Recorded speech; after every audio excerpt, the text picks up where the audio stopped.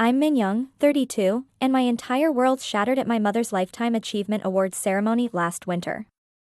The grand ballroom of the Seoul Plaza Hotel sparkled with elegance as my mother, Dr. Park Sun-hee, raised her crystal champagne flute. "My real daughters are the ones who brought honor to our family name," she announced to thunderous applause. Then her icy gaze found mine across the crowded room. "You can leave now," she said loud enough for Seoul's medical elite to hear. Shame burned through me as I stood on trembling legs, but then my boyfriend Jin-woo stood too. What happened next redefined family for me forever. Before I continue this story, let me know where you're watching from and hit that subscribe button. The moment my boyfriend stood up that night changed everything, and I promise you'll want to hear how this ends. I grew up in Gangnam, Seoul's most affluent district, where success wasn't celebrated but expected. Our modern penthouse with its floor-to-ceiling windows looked picture-perfect from the outside. Inside was a different story.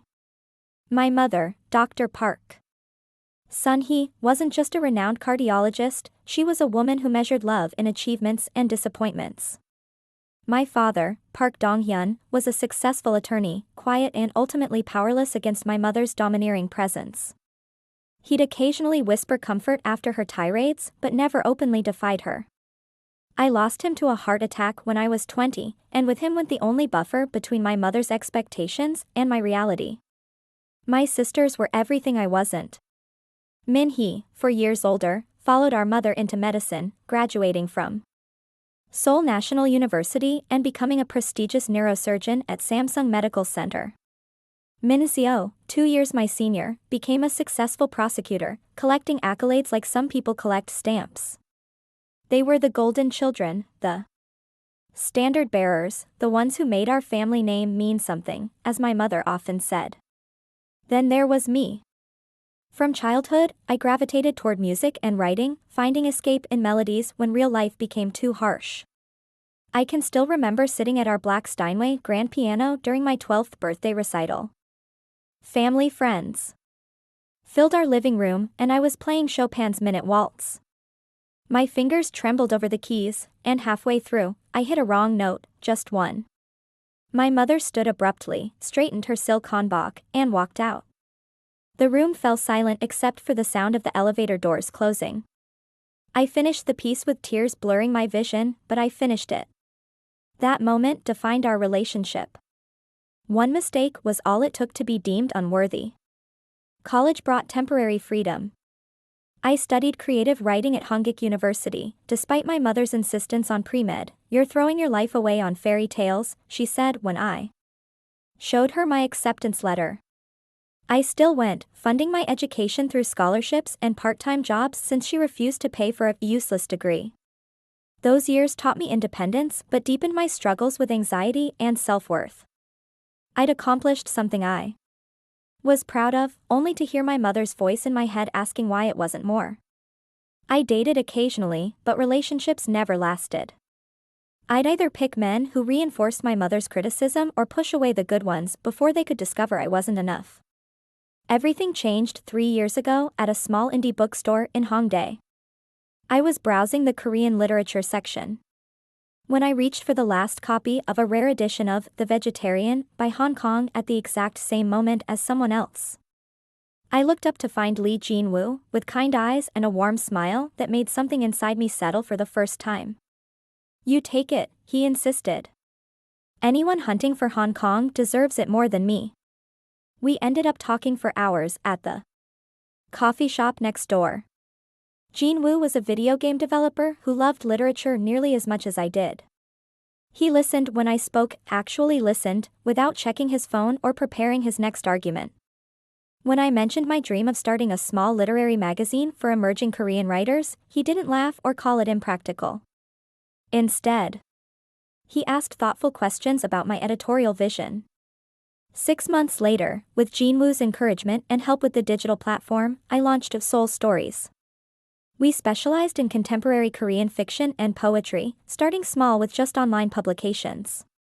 By year 2, one of our featured authors had won a prestigious literary prize, and we'd expanded to publishing 12 issues annually. It wasn't making me rich, but it was making me proud. Jinwoo and I moved in together in a modest apartment in Mapo-gu. My mother didn't attend our housewarming party, claiming an important medical conference in Busan. Min-hee sent an expensive but impersonal gift.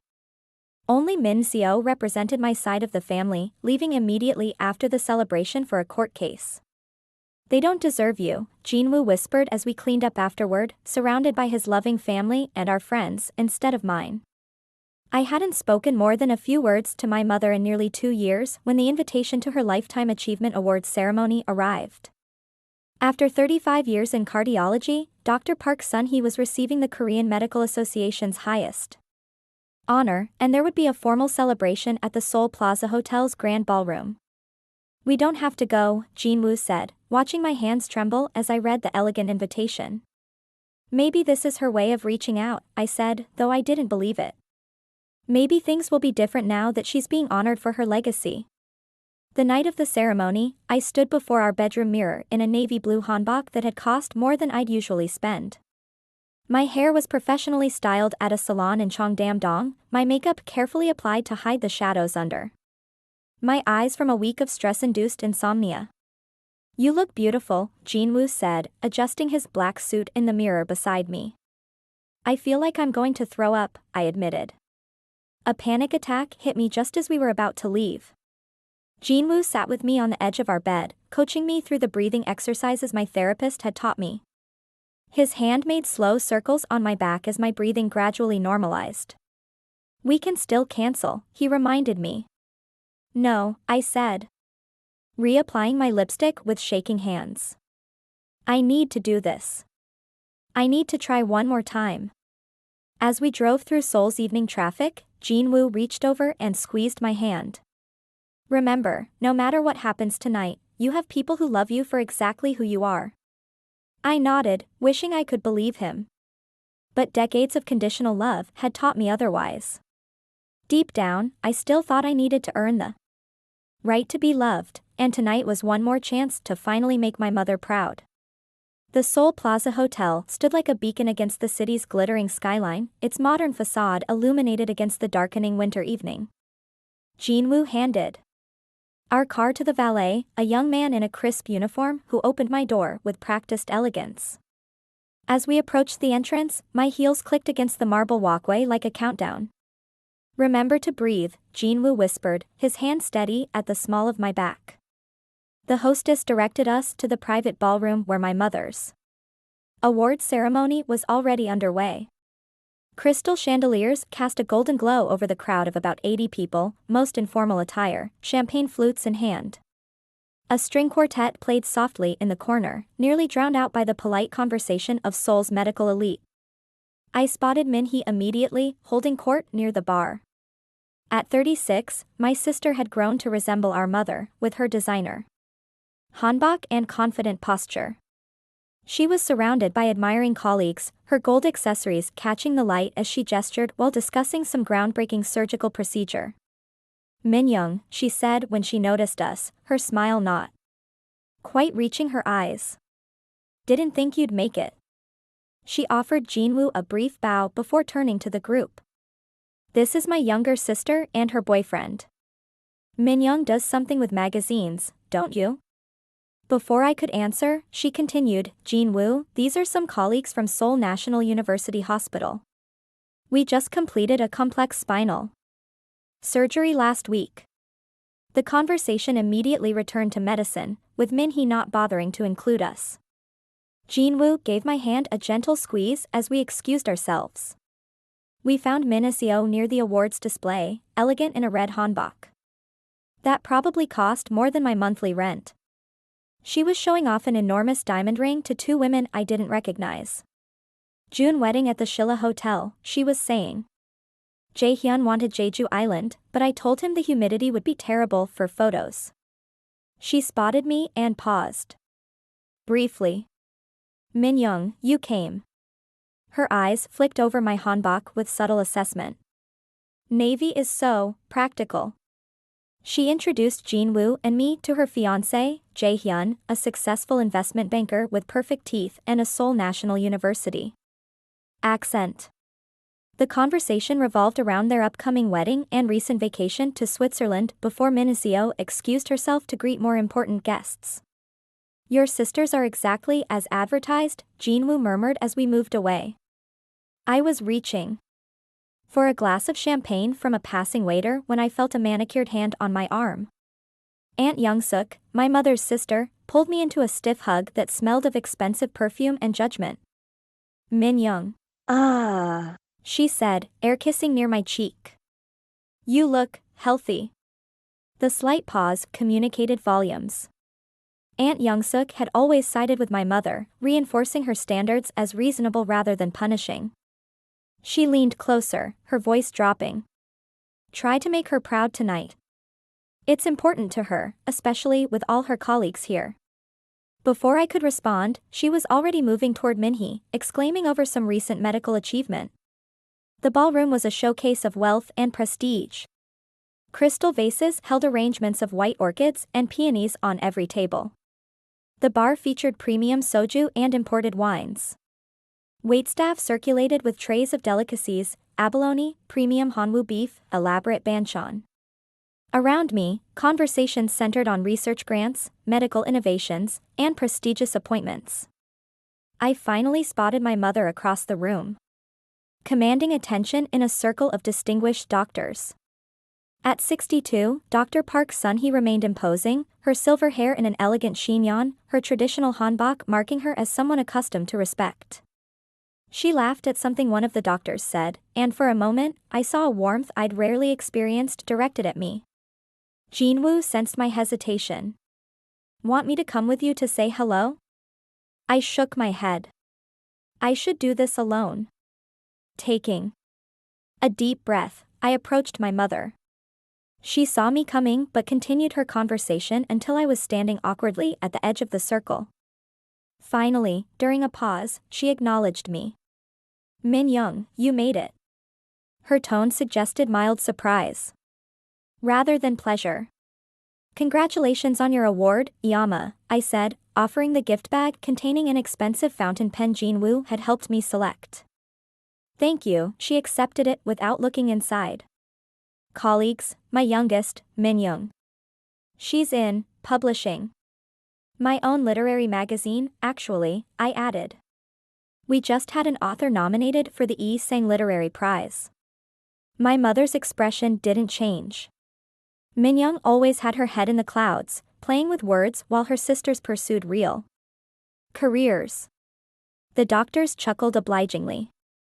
Speaking of which, Min-hee just performed a groundbreaking spinal surgery, and Min-seo is marrying Dr. Kim Jae-hyun from Samsung Medical. The clear message: their accomplishments were worth mentioning, mine were not. "It was nice seeing you, Yama," I said quietly, retreating before the tears stinging my eyes could fall. Jin-woo was waiting with a fresh glass of wine, which I gratefully accepted. "That bad?" "The usual," I managed, taking a large sip. The cocktail hour continued. Around us, I watched as my mother moved through the room like a queen holding court, accepting congratulations and reminiscing about her illustrious career. With each person she greeted warmly, the contrast to her coldness toward me became more pronounced.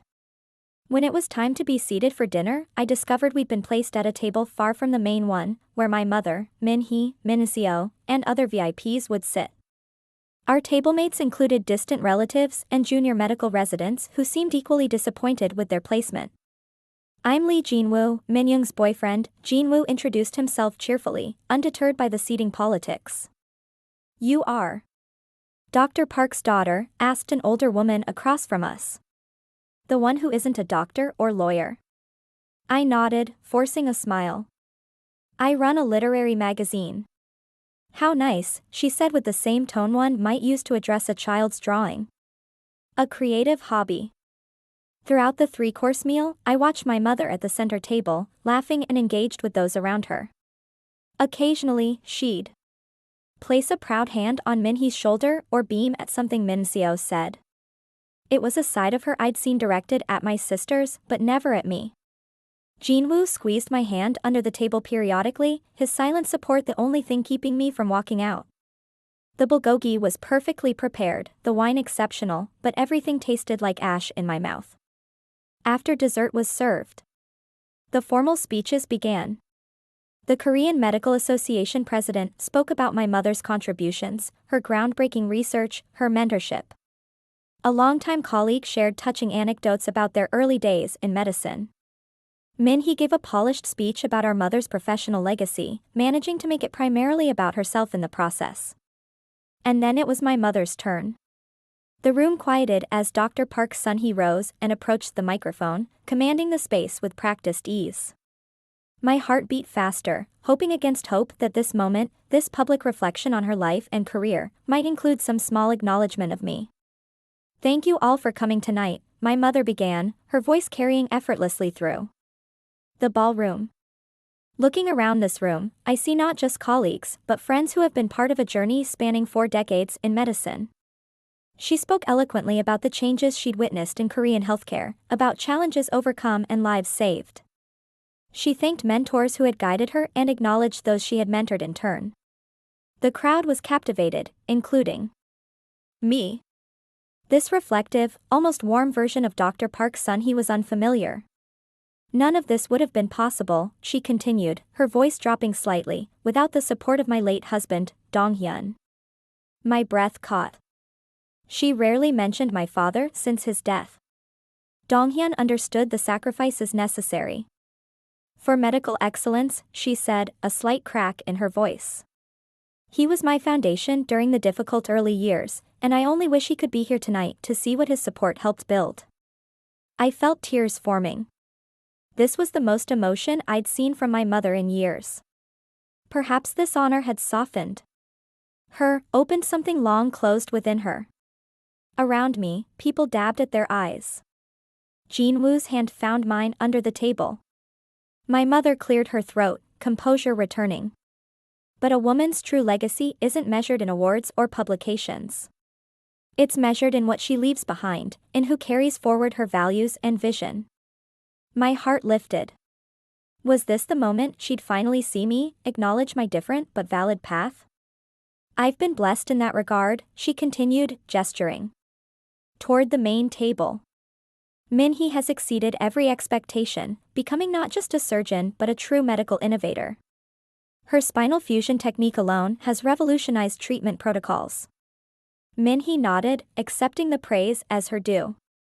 "And Min-jung, my mother's voice swelled with pride, protecting justice as one of Seoul's most promising prosecutors. Just last month, she secured convictions in a complex corporate fraud case that made national headlines." Min-jung smiled demurely, her engagement ring catching the light as she touched her perfectly styled hair. My mother raised her glass higher. "So tonight, as I close one chapter of my life, I look with satisfaction at what matters most." My father raised his glass one final time, turning back to my father. "So thank you, Richard Harrington, for showing us exactly the kind of parent we'll never be." The room was so silent I could hear the ice shifting in water glasses. No one moved, no one seemed to breathe. Jin-woo turned to me then, his eyes softening. "Min-jung is the strongest person I know," he continued, "not because she met her mother's impossible standards, but because she survived them and became herself anyway." He raised his water glass one final time, turning back to my mother. "So thank you, Dr. Park Sun-hee, for showing us exactly the kind of parent we'll never be." With that, Jin-woo set down his glass and gently took my hand. The warmth of his fingers around mine anchored me as the room spun with shock, embarrassment, and something else I couldn't yet identify. Together, we walked toward the exit, our footsteps echoing on the marble floor. No one tried to stop us. No one spoke. The collective breath-holding of 80 stunned guests created a silence so complete it seemed to have physical weight. As we neared the doors, my mother found her voice again. "If you walk out now, don't ever come back," she shouted, desperation creeping into her anger. "You're cut off, do you understand? Both of you." We didn't slow, didn't turn. Jin-woo's hand remained steady in mine as we passed the last table before the exit. An elderly doctor I recognized as one of my mother's longest-serving colleagues caught my eye. Almost imperceptibly, he nodded, a small gesture of respect, or perhaps solidarity. It was the first time anyone from my mother's world had acknowledged me as something other than a disappointment. The doors closed behind us, muffling the explosion of conversation that erupted in our wake. The valet, having overheard the commotion, avoided eye contact as he hurried to retrieve our car. The winter air hit my flushed face like a blessing. Cool and clean after the suffocating tension of the ballroom. Jinwoo opened the car door for me, then walked around to the driver's side. Neither of us spoke until we had pulled away from the Seoul Plaza Hotel, the elegant facade receding in the rearview mirror like the setting of a particularly vivid nightmare. "Are you okay?" Jinwoo finally asked, his voice gentle in the darkness of the car. I wasn't. I was shattered, humiliated, and strangely, impossibly, relieved. Something that had been coiled tightly within me for decades had finally snapped, leaving me raw but somehow lighter. "I don't know," I answered honestly. "But I think I might be, eventually." Jinwoo reached for my hand again, and we drove home. In silence, leaving behind the wreckage of expectations and pretense, heading towards something I couldn't yet name but desperately wanted to discover. The emotional dam broke as soon as we entered our apartment. I collapsed onto our couch, violent sobs tearing through me as 3 decades of suppressed pain erupted at once. Jinwoo held me without speaking, his shirt growing damp with my tears, his arms steady around my shaking shoulders. "I'm sorry," I gasped between sobs. "I'm so sorry you had to do that." "I'm not," Jinwoo said firmly. "I've wanted to say those things to your mother for 3 years. She'll never forgive us." The thought brought fresh tears. Despite everything, some childish part of me had never stopped hoping for reconciliation, for the mother I needed instead of the one I had. "That's her loss," Jinwoo said. "And honestly, Min-jung, her forgiveness isn't worth having." We stayed up until 3 a.m., talking through what had happened. The initial shock gave way to a complex mix of emotions: grief for the relationship I'd never have with my mother, anger at her cruelty, fear about family repercussions, and underneath it all, a tentative sense of liberation. "Do you think I overstepped?" Jinwoo asked as we finally prepared for bed, the first hint of uncertainty in his voice. "You stood up for me when no one ever has," I said, including me. Sleep came in fitful bursts, interrupted by my phone. My mother called 6 times between midnight and dawn, leaving increasingly angry voicemails demanding apologies and threatening consequences. I let each call go to voicemail, my phone screen illuminating the darkness of our bedroom like distant lightning.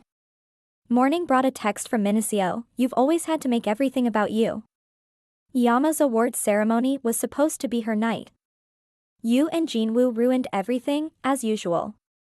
I stared at the message, realizing how differently we viewed the same event. In her reality, I was the villain who had stolen our mother's spotlight, not the victim of her public rejection. The twist came at 10:30 a.m. when Min-hee called. I almost didn't answer, expecting more accusations, but something made me pick up. "That was quite a scene last night," she said, her tone unreadable. "I didn't plan it," I replied stiffly. A pause. "I know." Another pause. "Is it true what Jinwoo said about the literary prize?" "Yes." "Why didn't you ever throw that in my face? All these years, even when I was less than supportive?" "Because that's not why I started the magazine," I said simply. The silence stretched between us. Finally, Min-hee spoke again, her voice different somehow, smaller. "I never congratulated you properly for that. And I should have. It doesn't matter now." "Maybe it does." She cleared her throat. "Listen, what Yama did last night, it wasn't right. I've never seen her like that." It wasn't an apology, but it was the closest thing to solidarity Min-hee had offered in years. After we hung up, I sat staring at the phone, unsure what to make of the shift. At work that Monday, my editor took one look at my face and ushered me into her office. "You look like you've been through a war," she said, pouring me coffee. "What happened?" I gave her the condensed version. Her response was immediate, "Take the week off. We'll manage the submissions without you." "I can't just stop working because of family drama," I protested. "Min-jung," she said gently, "if you'd broken your leg, you'd take time off to heal. Your mother broke something inside you that deserves the same consideration." I reluctantly agreed to 3 days, spending them alternating between crying jags and numb Netflix binging. Jinwoo worked from home, keeping me company while respecting my need to process. The outside world continued, oblivious to my internal earthquake. On Thursday, the doorbell rang. I opened it to find Aunt Young-suk clutching a large manila envelope and looking uncharacteristically uncertain. "May I come in?" she asked. I hesitated, then stepped aside. She perched awkwardly on our couch, refusing coffee or tea. "What my sister did was unforgivable," she said without preamble. I should have said something that night, and I didn't. I've been enabling Sun-hee's behavior for years, telling myself it was just her way. She handed me the envelope. Inside were old family photographs I'd never seen, my mother pregnant with me, looking radiant, toddler me on my father's shoulders, both of us laughing. A family vacation where my mother was teaching me to play badminton, her expression patient and kind. "She wasn't always like this," Aunt Young-suk said softly. "After your father got sick the first time, something changed in Sun-hee. She became obsessed with control, with measurable success. It was as if by perfectly organizing her world, she could keep tragedy at bay." I studied the photos, these glimpses of a mother I didn't recognize. "That doesn't excuse what she's done." "No," she agreed. "It doesn't. But I thought you should know there was a time when she loved you unreservedly. That capacity exists in her, buried under years of fear and bitterness." After she left, I placed the photos in my desk drawer, unable to look at them longer but unwilling to throw them away. The family implosion generated ripples through our extended network. Cousins I rarely spoke with texted for details. My mother's sister-in-law called to say she'd always thought Sun-hee was too hard on me. The family mythology was being rewritten in real time, with longtime power dynamics suddenly up for re-examination. 5 days after the ceremony, my mother's name on my caller ID triggered a panic attack so severe that Jinwoo had to talk me through breathing exercises for 20 minutes. That night, he researched therapists specializing in family trauma and emotional abuse. "You need professional support," he said, showing me a short list he'd compiled. "This is beyond what I can help you process." I selected Dr. Lee Mi-young, a woman whose kind eyes and no-nonsense expression in her professional photo somehow inspired trust. My first appointment was scheduled for the following Tuesday. "What if this breaks me completely?" I asked Jinwoo the night before. "What if I discover I'm even more damaged than I thought?" "You're not damaged, Min-jung. You're hurt. There's a difference." He pulled me close. "And sometimes things need to break open before they can heal properly." A week after the award ceremony disaster, my mother appeared unannounced at our apartment building. The security guard called up, asking if we wanted to receive Dr. Park Sun-hee. My hand shook as I held the intercom. "It's your call," Jinwoo said. "We can refuse." "No," I decided. "Let's end this." My mother looked smaller somehow as she entered our apartment, her commanding presence diminished outside her usual power settings. Her eyes darted around our modest but comfortable home with thinly veiled judgment. "I've come to clear the air," she announced without greeting. "That scene at my awards ceremony was unacceptable. You told me to leave in front of everyone." I reminded her, my voice steadier than I expected.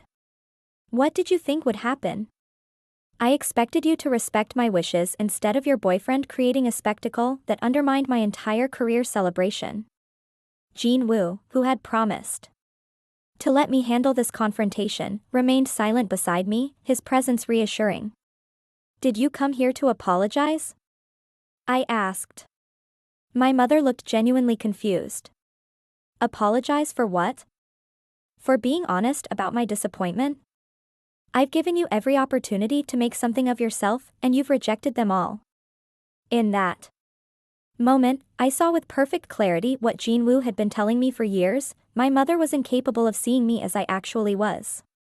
She could only see the ways I failed to be who she wanted. "I think you should go," I said quietly. "I'm not finished," she snapped. "I came to tell you that I've spoken with my attorney. If you and Jinwoo don't make a public apology to me, you'll both be removed from my will. Is that clear?" The old Min-jung would have crumbled, would have agreed to anything to regain her approval. But standing in my own home, with my boyfriend beside me and the life we'd built together surrounding us, I found a strength I hadn't known I possessed. "We don't want your money," I said. "We never did. What we wanted was your love, your acceptance. But I'm done trying to earn something that should have been freely given." My mother's face hardened. "You'll regret this when you're struggling to pay bills with your little magazine hobby. You'll wish you'd shown more respect." "I respect myself now," I said. "That's enough." She stormed out, slamming our door hard enough to rattle the pictures on the wall. One fell, the frame cracking as it hit the floor. It was a photo from our first anniversary, Jinwoo and I laughing as we shared tteokbokki at a street vendor. I kneeled to pick it up, carefully removing the broken glass. "Symbolic," I murmured. "What is?" Jinwoo asked. "The only thing that broke was the frame. We're still intact." He helped me clean up the shards, neither of us speaking of my mother again that night. Instead, we ordered Chinese takeout, opened soju, and discussed whether Busan might be a good place for a fresh start. The idea of moving, of creating physical distance to match the emotional reality, felt increasingly right. As I fell asleep that night, I realized I hadn't apologized for anything all day. It was a small victory, but significant for someone who had spent her life saying sorry for existing. "Tell me about your mother," Dr. Lee Mi-young said during our first therapy session. For the next 50 minutes, words poured out of me, stories I'd never fully articulated, even to Jinwoo. Dr. Lee listened without judgment, occasionally jotting notes. At the end of the session, she looked at me thoughtfully. "Min-jung, have you ever heard of emotional abuse?" That simple question began a 3-month journey through family dynamics, trauma responses, and the slow process of reclaiming my self-worth. Dr. Lee helped me see patterns I'd normalized: my mother's conditional love, my sister's roles in our dysfunctional system, my own adaptive behaviors that had once protected me but now limited me. "Healing isn't linear," she warned me. "You'll have setbacks, days when the old beliefs feel more real than the new ones. That's normal." She was right. There were mornings I woke up convinced I was fundamentally flawed, afternoons when criticism from a reader sent me spiraling into self-doubt, evenings when I checked my phone hoping for a message from my mother despite everything. The panic attacks continued, sometimes triggered by specific reminders of my mother, sometimes appearing without obvious cause. After a particularly severe episode, Dr. Lee suggested medication might help. "It doesn't have to be forever," she explained. "Think of it as a tool while your nervous system learns new patterns." The low-dose anti-anxiety medication made a noticeable difference within weeks. The constant background hum of dread quieted. Sleep came easier. I found myself laughing more freely with Jinwoo, engaging more confidently at work. Meanwhile, Jinwoo and I researched Busan in earnest. The vibrant arts scene, coastal beauty, and physical distance from Seoul all appealed to us. We created spreadsheets comparing neighborhoods, housing costs, and potential office spaces for Seoul stories.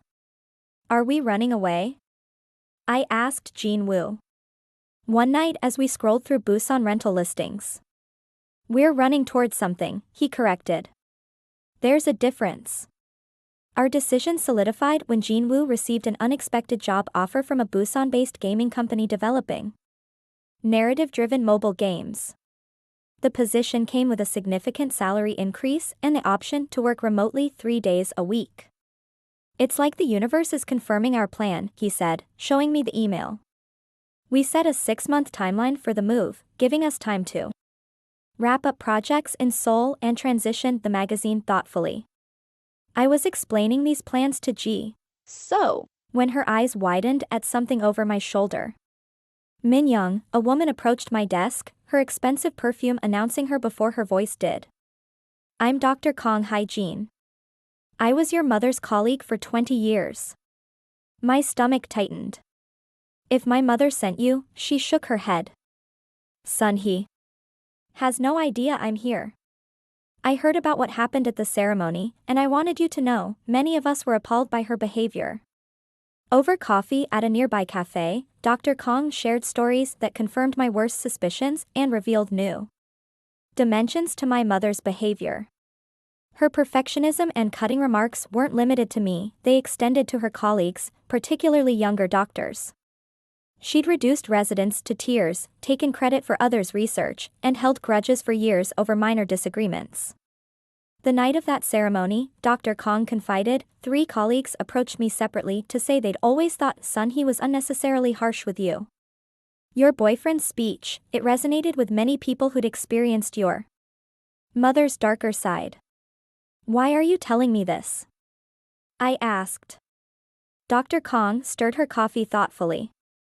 Because for 20 years, I watched you try to win the approval of a woman who moves the goalposts every time someone gets close. I watched you blame yourself for her inability to show love. And I stayed silent. She reached across the table, briefly touching my hand. I'm not staying silent anymore. That conversation with Dr. Kong was unexpected validation, external confirmation that I hadn't imagined or exaggerated my mother's treatment. It strengthened my resolve to build a new life unshackled from her influence. In the following weeks, I reached out to cousins on my father's side whom I'd lost touch with after his death. To my surprise, many welcomed the reconnection. My father's sister, Aunt Miran, invited Jin-woo and me for a weekend at her home in Daegu, where she shared family stories and photographs I'd never seen. Your father would be so proud of the woman you've become, Aunt Miran told me, showing me my father's college journals. He was creative too, you know. Before he met your mother and adopted her priorities. This glimpse into my father's unfulfilled creative ambitions created a new sense of connection with him. I'd always thought my artistic tendencies came from nowhere, an anomaly in a family of practical professionals. Learning they were an inheritance from my father felt like reclaiming a piece of my identity. 4 months after the awards ceremony incident, I was giving a presentation at a small literary festival about Seoul Story's mission to amplify emerging voices. Halfway through, I realized I was speaking confidently without the constant internal editing and self-doubt that had previously accompanied any public appearance. You were magnificent, Jin-woo said afterward as we celebrated with a group of authors and industry colleagues. I didn't picture your mother's disapproving face once, I marveled, not even when I stumbled over that author's name. It was a breakthrough, Dr. Lee acknowledged in our next session. You're internalizing a new voice, she observed. Your own voice of self-acceptance is becoming louder than hers of criticism. Our Busan plans progressed. A house hunting trip yielded a charming apartment near Haeundae Beach with a small room perfect for a home office. We put down a deposit, the commitment to our fresh start now concrete. Back in Seoul, I expanded Seoul Story's mission, creating a special section for essays focused on family healing and breaking generational trauma. The project felt both professionally exciting and personally meaningful, a way to transform my pain into purpose. My relationship with Min-hee continued its tentative thaw. She called occasionally, our conversations gradually becoming less superficial. During one such call, she confessed that she'd started therapy herself. That night at Yama's ceremony forced me to look at some things I'd been avoiding, she admitted. Like how I've spent my entire adult life chasing Yama's approval, and how exhausting that is. Min-seo remained firmly in my mother's camp, sending a formal wedding invitation addressed only to Jin-woo with a post-it note reading, "No drama please." We declined with an equally formal response and a generous gift from their registry. 6 months after the awards ceremony, Jin-woo and I were discussing starting a family, a conversation I'd always avoided, fearing I'd inherited my mother's capacity for emotional damage. What if I'm like her? I whispered, naming my deepest fear. What if I don't know how to love a child unconditionally? The fact that you're asking that question means you won't be like her, Jin-woo said. You're aware of the patterns. You are doing the work to heal them. That night, I had a breakthrough therapy session where I finally expressed my rage toward my mother without tempering it with understanding or excuses. Dr. Lee encouraged me to write her a letter I'd never send, pouring out decades of hurt and anger. I hate what you did to me, I wrote, my pen pressing so hard it tore the paper in places. I hate that you made me believe I was fundamentally flawed. I hate that even now, part of me still craves your approval. The release was cathartic. Afterward, I realized it had been weeks since I'd thought about my mother daily. Her power over my emotional state was diminishing, her absence becoming less of a wound and more of a fact. Our last week in Seoul, I received an unexpected email from Dr. Kong. I'm moving to Busan myself next month, she wrote. If you and Jin-woo are settled by then, perhaps we could meet for coffee. Sometimes chosen family is more important than biological connections. As we packed our belongings into a moving truck, I found the envelope of old photographs Aunt Young-suk had given me. Looking at them now produced less pain, as if they depicted characters in a story rather than my actual family. I packed them alongside newer photos, Jin-woo and me hiking in Seoul, our literary festival booth surrounded by readers, a dinner party with friends who loved us exactly as we were. On our last night in the empty Seoul apartment, Jin-woo found me standing at the window, looking out at the city lights. Having second thoughts, he asked, wrapping his arms around me from behind. No, I said truthfully. Just saying goodbye to the person I was here. The one who never felt good enough. She was always good enough, Jin-woo said. She just couldn't see it yet. As we drove south the next morning, I realized I hadn't checked my phone for messages from my mother in over a week. It wasn't a conscious decision, just a natural fading of an old habit that no longer served me. The constant ache of her rejection had transformed into something different, not absence of pain, but presence of self-respect. Busan welcomed us with a week of unseasonable sunshine, as if affirming our decision. As we unpacked boxes in our new home, I came across the cracked anniversary photo frame from the night of my mother's final visit. I'd kept the frame but replaced the glass. I think this belongs here, I said, placing it on the bookshelf of our new living room. A reminder of what we brought with us and what we left behind. Jin-woo smiled, understanding perfectly. The past made us who we are, he said, but it doesn't get to decide who we become. 1 year after my mother's award ceremony, I stood in our Busan kitchen, cradling a cup of green tea. Through the window, I could see Jin-woo grilling on our small balcony, surrounded by our new friends and chosen family. Spring sunshine filtered through cherry blossoms, casting dappled light across our courtyard. The past year had brought changes I couldn't have imagined that painful night in Seoul. Seoul Stories had flourished in Busan's supportive arts community, winning a regional digital media award for our community outreach programs. My therapy sessions with Dr. Lee had transitioned to monthly video calls, and most significantly, I was 4 months pregnant with our first child. Need any help? Asked Aunt Miran, who had driven down from Daegu for our housewarming party. Her relationship with my mother had grown strained after she continued maintaining contact with me, but at 65, she'd finally decided to prioritize her own values over family harmony. I'm good, thanks, I smiled, handing her a plate of banchan to carry outside. The doorbell rang as I was arranging a fruit platter. I opened it to find Min-hee looking travel-rumpled but smiling tentatively. Sorry I'm late, she said. Surgery ran long, and then traffic from Seoul was terrible. I hugged her, still getting used to this new, warmer relationship we were building. Over the past year, we'd progressed from awkward phone calls to genuine conversations. She'd visited Busan twice, each time opening up more about her own struggles with our mother's expectations. Come in, I said. Everyone's out on the balcony. How's the new residency program going?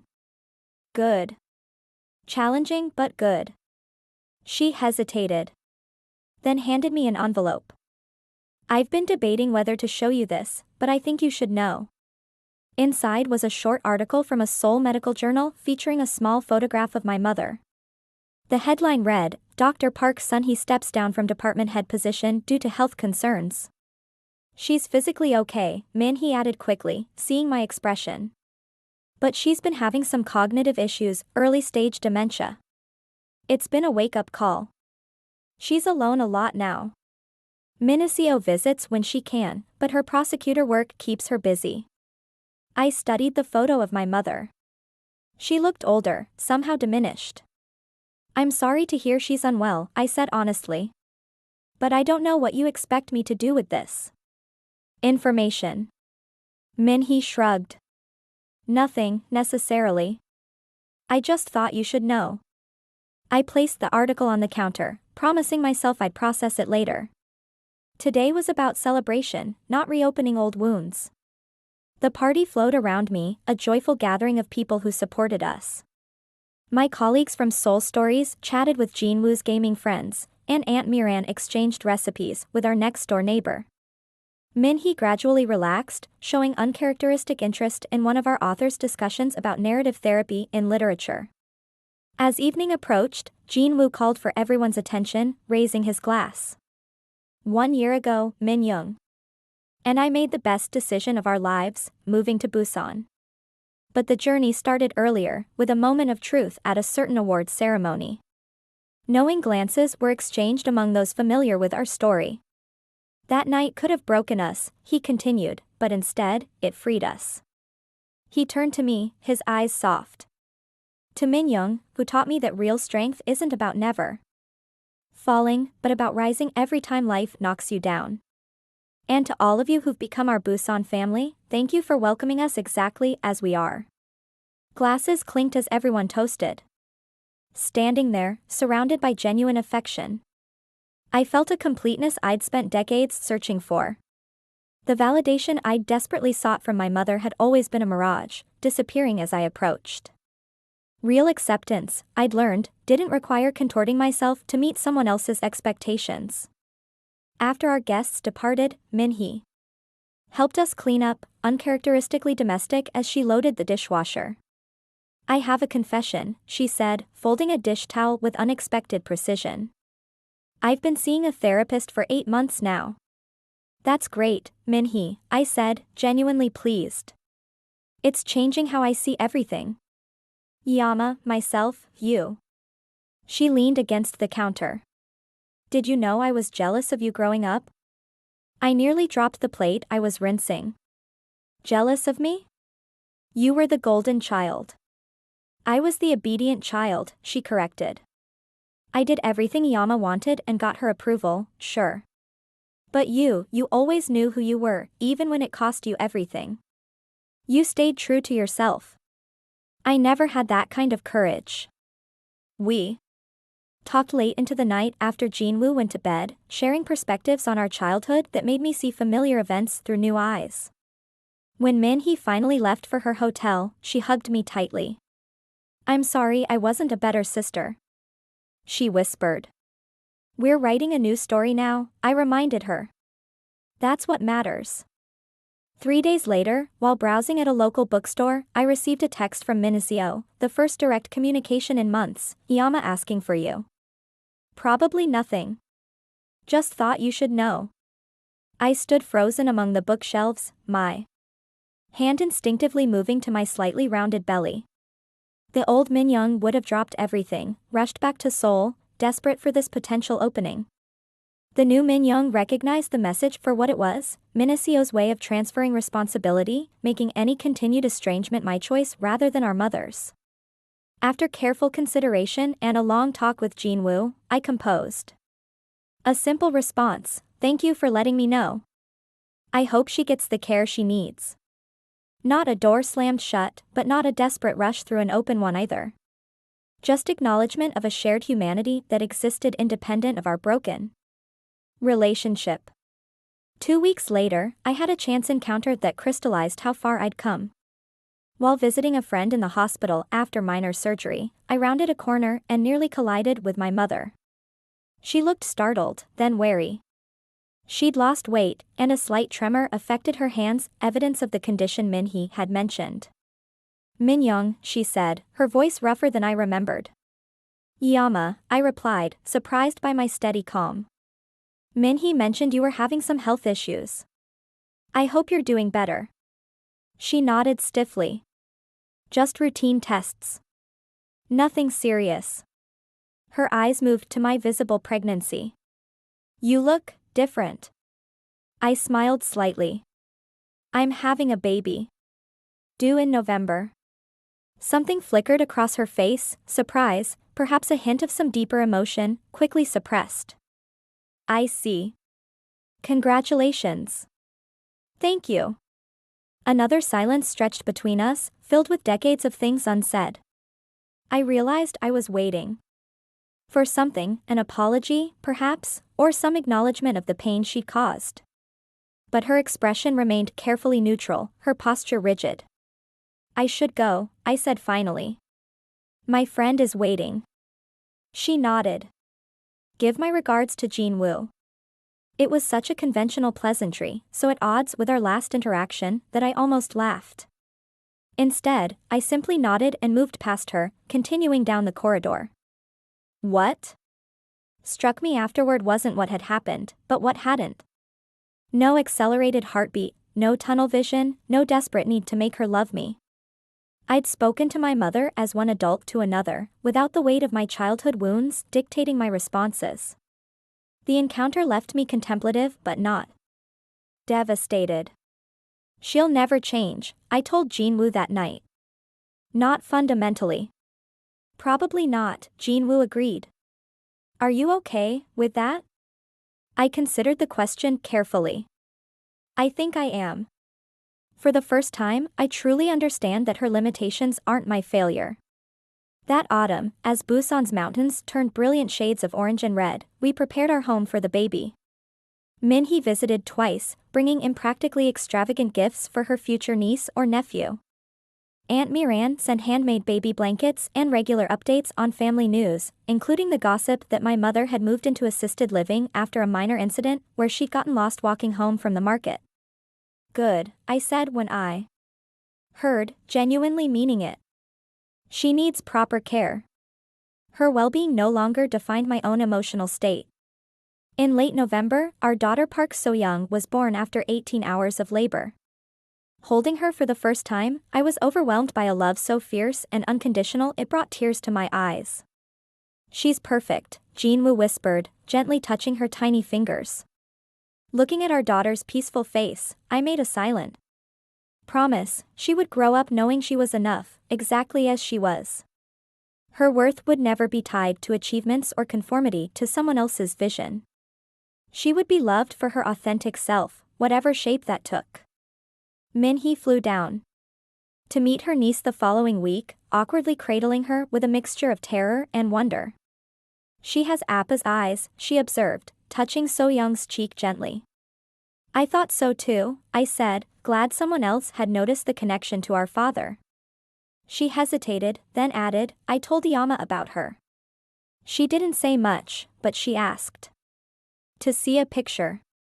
I nodded, neither encouraged nor distressed by the information.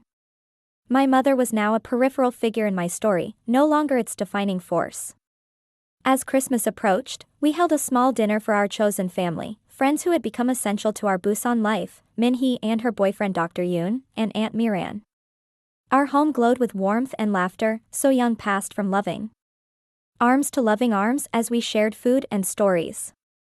After dinner, as we gathered in the living room with dessert, Jin-woo proposed a toast. To family, he said simply. Not just the one we're born into, but the one we create through love and choice. To family, everyone echoed, glasses raised. Looking around at these people who accepted me completely, who saw my strengths and weaknesses and loved me anyway, I finally understood the lesson of that painful awards ceremony 18 months ago. What had seemed like an ending, the final rejection by my mother, had actually been a beginning. By standing up and walking out with Jin-woo that night, I'd taken the first step toward finding my true home. So-young began to fuss, and I excused myself to nurse her in the quiet of her nursery. Rocking gently in the chair Jinwoo had restored for us, I studied my daughter's perfect face and felt a peace I'd never known before. You will never have. To earn my love, I whispered to her. It's already yours, completely and forever. In that moment, I realized I had given myself the same gift, unconditional acceptance of who I was, separate from achievement or external validation. The journey hadn't been easy, and there were still difficult days, but I had found my way to a truth that had eluded me for 32 years. I was enough. I had always been enough. The sound of laughter drifted from the living room, and So-young's tiny hand gripped my finger with surprising strength. This was my legacy now, not my mother's disappointment, but my daughter's future. Not a path dictated by someone else's values, but one I was creating with each authentic choice. What's your story? Of finding freedom from toxic family expectations? Have you ever had someone stand up for you when you couldn't stand up for yourself? I'd love to hear your experiences in the comments below. And if this story resonated with you, please subscribe and share it with someone who might need to hear that they too are enough, exactly as they are. Thank you for being part of this journey with me. Remember, sometimes the bravest thing we can do is walk away from what hurts us toward what helps us heal.